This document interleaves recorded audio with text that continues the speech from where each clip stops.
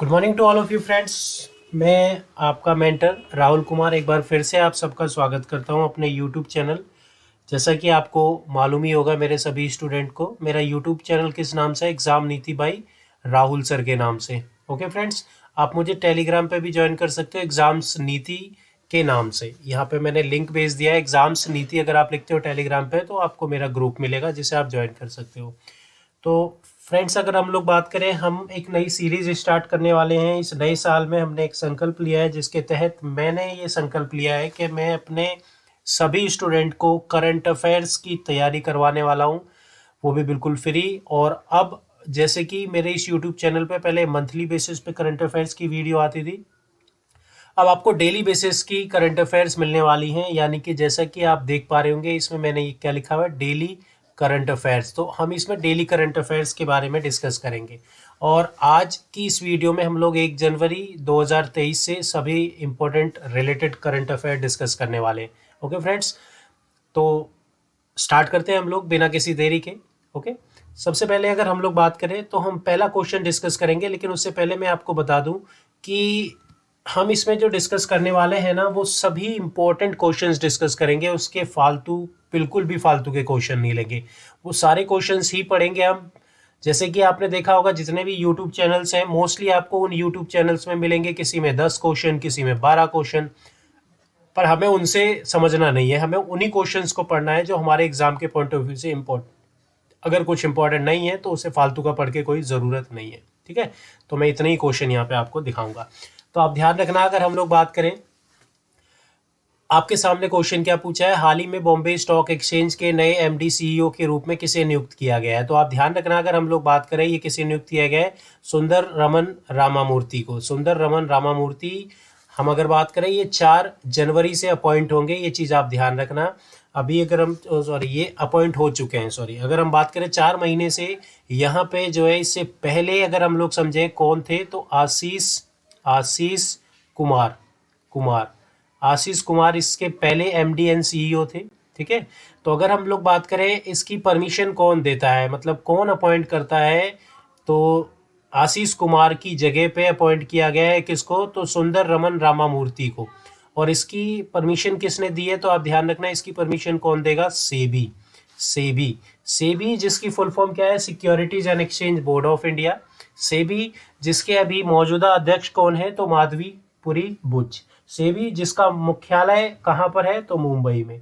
ठीक है, सेबी जिसकी स्थापना 1988 में हुई है। तो ये कुछ फैक्ट है जो सेबी से संबंधित है, जो कि आपको बिल्कुल मालूम होने चाहिए। ठीक है दोस्तों, अगर हम कुछ फैक्ट की बात करें तो ध्यान रखना, सेबी, सबसे पहले सेबी की फुल फॉर्म क्या है, तो securities and exchange exchange board of India. Board of India, board of India. ठीक है, तो आपको ये चीज़ बिल्कुल याद होनी चाहिए। दूसरी चीज़ क्या है कि सेबी का चेयरमैन कौन है, सेबी का चेयरमैन कौन है, तो सेबी के चेयरमैन की बात करें तो वो कौन है, माधवी पुरी पुरी बुच बुच। ये माधवीपुरी बुच कौन है, इनकी चेयरमैन है। जो इससे रिलेटेड फैक्ट आपको याद रखने हैं। ठीक है, तो अगर वो पूछ ले आपसे कि बॉम्बे स्टॉक एक्सचेंज का नया एमडी सीईओ किसे अपॉइंट किया गया है, तो सुंदर रमन रामामूर्ति को। याद रहेगा स्टूडेंट। फिर हम लोग स्टार्ट करते हैं दूसरे क्वेश्चन की ओर। दूसरा क्वेश्चन आपके सामने देखो, यहाँ पे क्या पूछा गया है, महान फुटबॉलर पेले जिनका निधन हो गया है। ध्यान रखना, अगर हम लोग बात करें इनकी डेथ कब हुई है, तो इनकी डेथ हुई है 29 दिसंबर को। 29 दिसंबर को, 29 दिसंबर को इनकी डेथ हो गई है।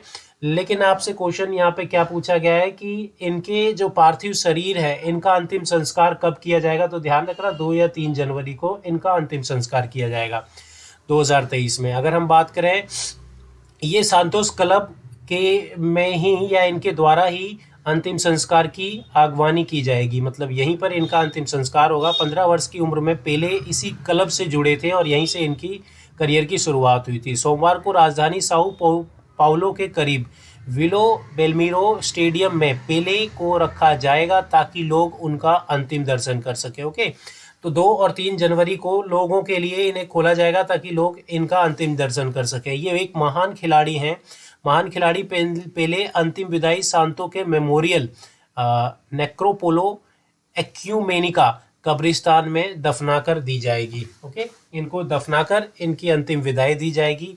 अगर हम लोग इनसे रिलेटेड फैक्ट देखें तो आप ध्यान रखना, ये एक पेशेवर फुटबॉलर के रूप में पेले ने कुल 3 बार फीफा विश्व कप जीता है, 1958, 62 और 70। ठीक है, तो मेरे सभी स्टूडेंट, मेरे सभी दोस्तों के लिए एक क्वेश्चन है, ये जो मैं आपके सामने बार बार नाम ले रहा हूं कि महान फुटबॉलर पेले, तो आपको बताना है इनका पूरा नाम क्या है। महान फुटबॉलर पेले का पूरा नाम क्या है, इसे कमेंट सेक्शन में कमेंट जरूर कीजिएगा मेरे जितने भी स्टूडेंट हैं। ओके, और जो इस वीडियो को देख रहे हैं इसे कमेंट जरूर कीजिएगा, इनका पूरा नाम क्या है, एक बार सर्च जरूर कीजिएगा गूगल पे, ये आप सबके लिए होमवर्क है। ओके, तो आप ध्यान रखना, अगर हम लोग बात करें, ये एकमात्र ऐसे खिलाड़ी हैं जिन्होंने एक पेशेवर फुटबॉलर के तौर पर, ध्यान रखना, 3 बार विश्व कप जीता है, 58 में, 62 में और 70 में। पेले एक महान खिलाड़ी थे, ध्यान रखना, फुटबॉलर की दुनिया में। ओके, आपके एग्जाम में क्वेश्चन क्या आएगा, आपके एग्जाम में क्वेश्चन क्या आएगा, आपके एग्जाम में क्वेश्चन आएगा कि पेले जिनका हाल ही में निधन हो गया, वह किस खेल से संबंधित थे, वह किस खेल से संबंधित थे। तो दिमाग में बैठा लेना, छप जाना चाहिए आपके दिमाग में, ये किससे संबंधित थे, तो आपका जवाब क्या होगा, फुटबॉल से, फुटबॉल से।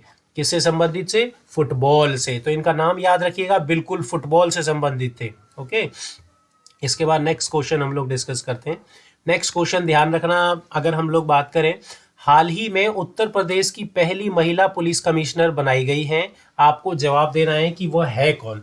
तो आप ध्यान रखना, लक्ष्मी सिंह को नोएडा की नई पुलिस कमिश्नर के रूप में अपॉइंट किया गया है। और अगर हम इनकी बात की जाए तो ध्यान रखना, यह आलोक सिंह का स्थान लेंगी, आलोक सिंह की जगह पे स्थान लेंगी, जिन्हें यानी आलोक सिंह को लखनऊ में पुलिस महानिदेशक यानी डीजीपी मुख्यालय में तैनात किया गया है। ओके, लक्ष्मी सिंह की गिनती यूपी के तेज तर्रार पुलिस अधिकारियों में आती है। और अगर हम इनके पिता की बात करें तो वो बीजेपी से एमएलए भी हैं। इनके पिता की बात करें तो वो बीजेपी से एमएलए है सरोजनी नगर के।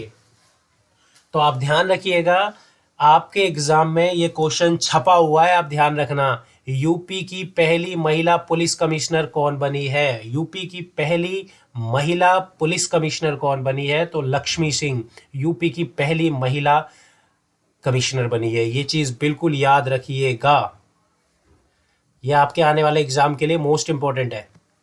इसके बाद नेक्स्ट क्वेश्चन हम लोग यहाँ पे लेकर आए हैं, जिसमें ये पूछा गया है, हाल ही में किस राज्य सरकार के ने एन चंद्रशेखर को आर्थिक सलाहकार परिषद के प्रमुख के रूप में चुन लिया गया है। अगर हम एन चंद्रशेखर की बात करें तो आप ध्यान रखना, ये जो एन चंद्रशेखर है ये टाटा एंड सन्स के चेयरमैन हैं। ये कौन है, तो टाटा एंड सन्स के चेयरमैन हैं। और इन्हीं की अध्यक्षता में, इन्हीं की अगुवाई में महाराष्ट्र सरकार ने आर्थिक सलाहकार परिषद की स्थापना कर दी है। इन्हीं की अगुवाई में आर्थिक सलाहकार परिषद की स्थापना कर दी गई है। और ये किसने की है, तो आप ध्यान रखना, महाराष्ट्र सरकार ने, महाराष्ट्र सरकार की ये इस अगुवाई या इस परिषद को बनाने के पीछे लक्ष्य क्या है, तो महाराष्ट्र की अर्थव्यवस्था को 1 लाख करोड़ डॉलर का बनाने के लिए यह नीतियां बनाई जाएंगी। इस आर्थिक सलाहकार परिषद की स्थापना अगर हम लोग बात करें तो महाराष्ट्र सरकार के द्वारा की गई है, जिसका चेयरमैन किसे चुना गया है, एन चंद्रशेखरन को। और अगर हम लोग एन चंद्रशेखरन की बात करें तो आप ध्यान रखना है, ये आखिर इन्हें या ये परिषद बनाने के पीछे रीजन क्या है, तो 1 लाख करोड़ डॉलर की अर्थव्यवस्था बनाने की बात की गई है। ठीक है, इसके बाद हम लोग नेक्स्ट क्वेश्चन देखते हैं।